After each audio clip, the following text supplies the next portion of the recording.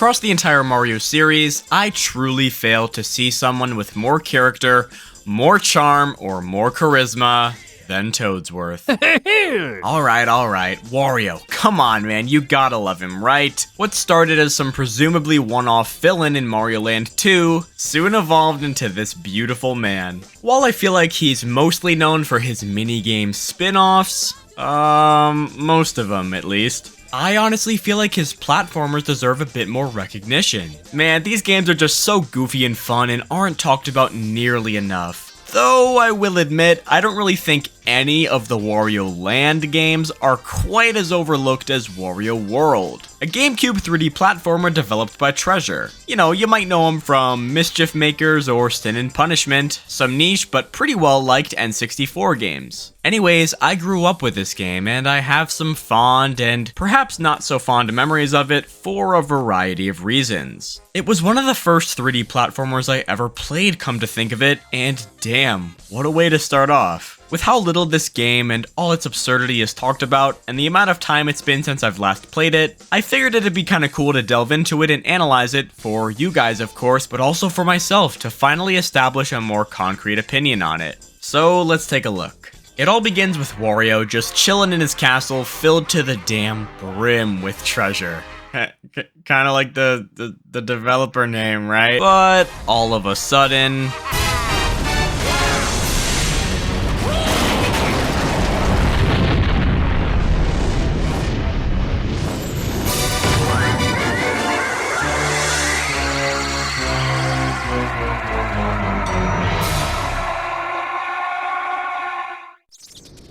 God, man, I fucking love Wario just plummeting down face first into the hub world. He does this for every level, actually. It's so good. But yeah, here we are in the hub world. There's 4 areas in this game, and it's Wario's goal to collect every bit of treasure he can in each one to help rebuild his fortune. Alright, I can get behind it. So, onto the gameplay, and it's pretty interesting, honestly. Of course, the game's main focus is on being a 3D platformer, but this focus is actually kinda split with the game's beat-em-up elements. Yeah, there's a combat system here. I honestly appreciate the general simplicity of it, since I feel like it'd be a bit half-baked, or perhaps not complement the game very well if it was fleshed out more. Overall, it blends together relatively well. It's pretty fun, honestly. Wario's got a good selection of moves like pounding the enemy into the ground, or throwing him across the screen, or my favorite, Mario 64 Bowser style. Damn, I honestly kind of forget sometimes just how strong Mario and Wario are, like holy shit, dude.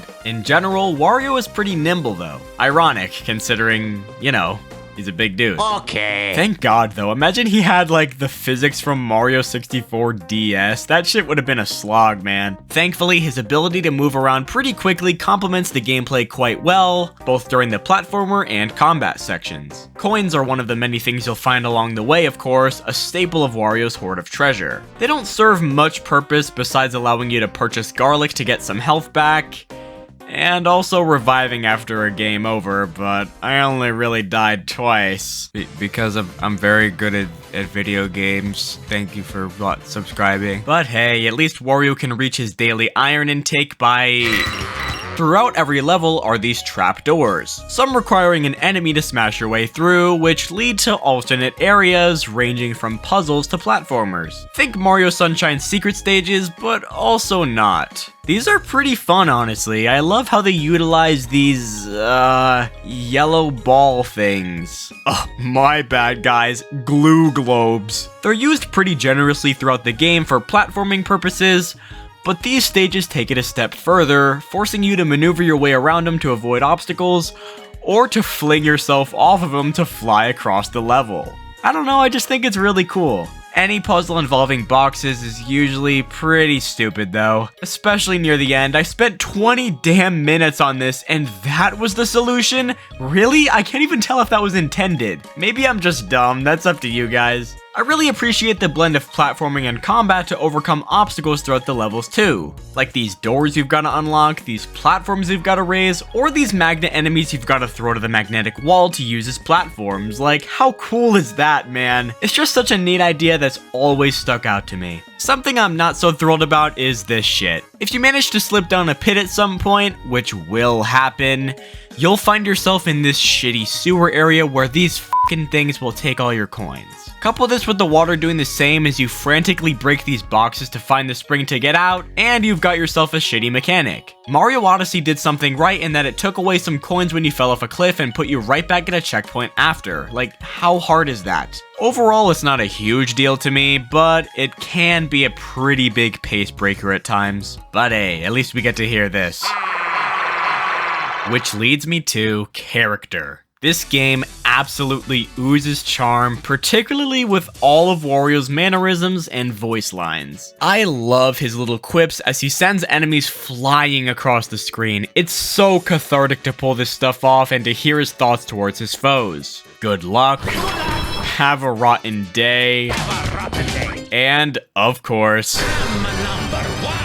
coupled with all his little animations and shit, and it makes for a pretty great experience. Now, aside from coins, there's 4 types of collectibles in each level. Treasure, obviously, red diamonds, which you need to open up the door at the end, gold statue pieces, which increase your health if you snag them all, gotta love the unique statues for every level, and the spritlings, these multicolored little forest elf things. I'm honestly not really sure what they are, but regardless, they fit well into this weird era of gaming, honestly. Back when Nintendo wasn't scared to have some really out there characters in Mario games. What a time it was, I digress. They function pretty similarly to Jinjos from Banjo-Kazooie, with 5 in every level, and with the added bonus of giving you some good old tips and tricks about how to outsmart the upcoming boss fight. Which leads me to boss fights, taking place at the end of every level and every world to boot, making a total of 13 boss fights, damn. And mechanically, they're pretty sound, utilizing Wario's moveset pretty well. It's just the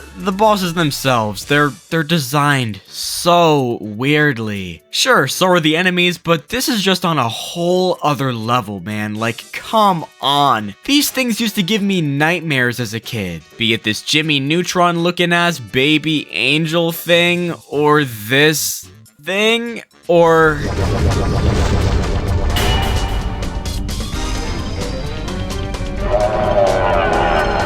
God, they're all just so weird, man. Like, I almost question how the design team approved some of this shit. Nonetheless, they're still charming, I guess? Maybe not the right word, but maybe just the type of charming that only applies to me, someone who grew up with the game. Charming nonetheless, I guess. I don't know. The game is divided up into 4 worlds with 2 levels each. Yeah. Suffice to say, pretty short game we've got on our hands, but with me 100%ing it, I got a fairly decent amount of longevity out of it. You know, maybe an extra hour or so, most of it spent looking for this one treasure, but hey, that's something, right? The Courtyard Hub World serves as the central area, with each new world unlocked by completing the previous one. Pretty straightforward stuff. Onto aesthetics, I'm kind of a fan, man, I've gotta say. The enemies in this game are just so weird looking, you know? It's so otherworldly, I'd say. Wario games have always had a pretty distinct sort of style, differentiating them from Mario games, sure, but I'd argue this game takes it a step even further away. The level theming is something I'm a pretty big fan of as well. It starts off pretty standard with this jungly area, but soon after evolves into some pretty cool and unique stuff. I love this ruins level that follows it, along with this circus, and this pyramid level is really sick. It's just so different looking than any other level in the game,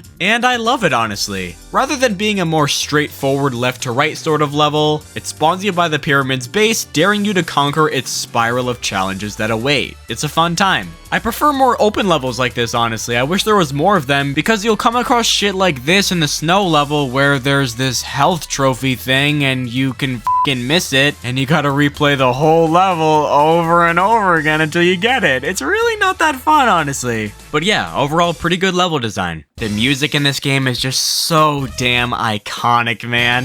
The soundtrack overall is like Wario incarnate. It just epitomizes him so well.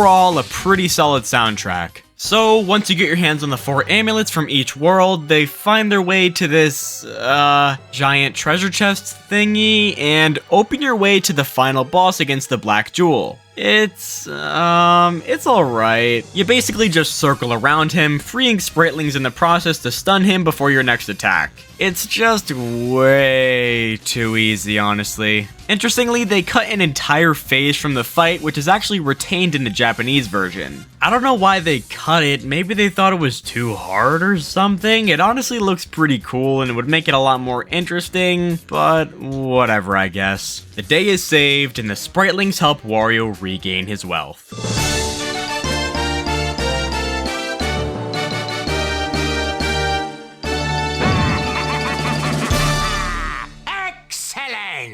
Hell yeah, Wario. But hey, for me, Wario World is much more about the experience itself. From the bombastic and bustling levels to the incredibly unserious suplex attacks, I found myself enjoying this game quite a bit on this revisit, despite its incredibly short length and pretty lackluster completionist rewards. Like seriously, a special photo? What is this, Mario Sunshine? Anyway, what do you guys think about Wario World? Let me know in the comments below. If you enjoyed the video, go ahead and leave a like down below. It helps a lot. Also, do not forget to subscribe and turn on notifications so you don't miss out on any future uploads. And as always, hopefully I'll see you all again soon.